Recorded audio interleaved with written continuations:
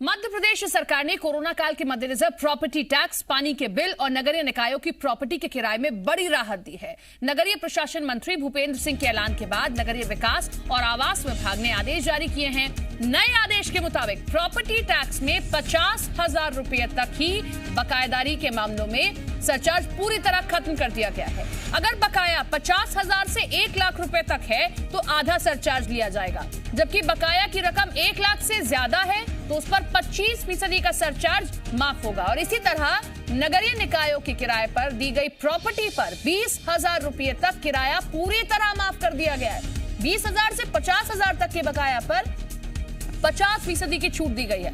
50,000 से ज्यादा के बकाया किराए पर 25% की छूट रहेगी। पानी के बिल में भी राहत देते हुए 10,000 रुपए तक के बकाया बिल का सरचार्ज पूरी तरह माफ किया गया है। 10,000 से 50,000 तक के बकाया पर सरचार्ज में 75% की छूट दे दी गई और इससे अधिक के बकाया पर सरचार्ज को आधा कर दिया गया। हालांकि ये छूट तभी मिलेगी जब बकाया रकम 31 अगस्त 2021 तक जमा कर दी जाएगी। मृदुल हमारे साथ हमारे सहयोगी जुड़ गए फोन लाइन के जरिए। मृदुल, ये बड़ी राहत नगर निकायों के टैक्स बिल में दी गई है। बिल्कुल, ये बहुत बड़ी राहत है क्योंकि अगर आप देखेंगे इस समय कोविड का दौर चल रहा है और लगभग 2 साल से ऐसा ही दौर चल रहा है। लोग अलग अलग जो विभाग हैं वहां पर रियायत की बात कहते नजर आए हैं और अब आम जनता के लिए ये बड़ी सौगात दी गई है, बड़ी राहत दी गई है। मध्य प्रदेश सरकार ने कोरोना काल के मद्देनजर ये फैसला लिया है कि प्रॉपर्टी टैक्स और पानी के जो बिल हैं, विशेष तौर पर नगरीय निकायों की प्रॉपर्टी किराए में राहत दी गई है।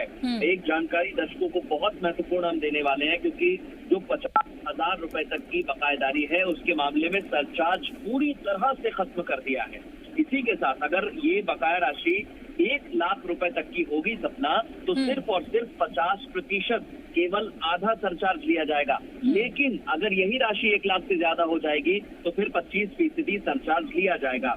पानी का जो 10,000 रुपए तक का बकाया बिल है उस पर सरचार्ज पूरी तरह माफ कर दिया गया है। तो आप ये देख सकते हैं कि एकाएक कोविड के दौर में जिन लोगों को राहत नहीं मिल रही थी, सरकार ने कोशिश की है कि जो बकाया है उस राशि को वो सरचार्ज ना देकर भी जमा करेंगे तो इससे दोनों को फायदा होगा, चाहे सरकार हो या फिर जो आम जनता है उनको भी, क्योंकि सरचार्ज का जो रेट है वो भी बहुत ज्यादा है, सरचार्ज के पैसे देने पड़ते थे। तो एक बड़ी राहत के तौर पर हम देख सकते हैं। लेकिन हाँ, इस बात को ये जान लेना चाहिए कि छूट केवल उन मामलों में मिलेगी जो बकाया बिल 31 अगस्त तक के हैं। 31 अगस्त तक ही उन्हें छूट दी जाएगी। तो ये एक बड़ी राहत यहाँ पर दी गई है और उम्मीद की जा सकती है कि आने वाले समय में ये एक बड़ी राहत के तौर पर देखने को मिलेगी, क्योंकि ऐसे बहुत से बकायेदार हैं, किसी का 50,000 रुपए बकाया है, किसी का 1 लाख, किसी का उससे ज्यादा। तो ये राहत के तौर पर देख सकते हैं। निश्चित तौर पर ये बड़ी राहत है और जैसा कि मृदुल भी बता रहे हैं कि 31 अगस्त तक आप अगर अपना बिल बकाया भर देते हैं तो ही आपको इस छूट का जो है आपको राहत मिल पाएगी, आप इसका फायदा उठा पाएंगे। मृदुल, निश्चित तौर पर इस राहत से जहां आम जनता को तो राहत मिल गई है, ठीक है, लेकिन सरकार पर, नगर निगम पर अतिरिक्त बोझ बढ़ गया है। देखिए, बोझ जो है वो सरकारों पर लगातार बढ़ता ही जा रहा है। आप देखेंगे जितने भी विभाग हैं वहां पर कोरोना काल में जो स्थितियां बनी हैं वो किसी से छिपी नहीं है और जनता की स्थिति भी किसी से छिपी नहीं है, क्योंकि लॉकडाउन की वजह से कई दुकानें नहीं चल रही है तो किसी का व्यापार बंद पड़ा हुआ है। तो ये चीज सरकार भी समझती है और इसलिए सरकार पर बोझ जरूर बढ़ेगा।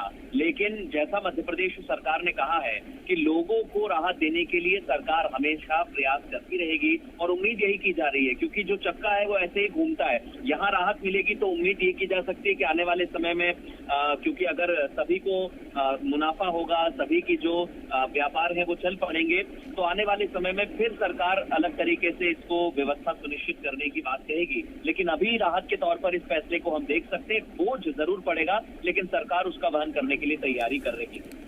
चलिए, बहुत बहुत शुक्रिया मृदुल आपका तमाम जानकारी के लिए।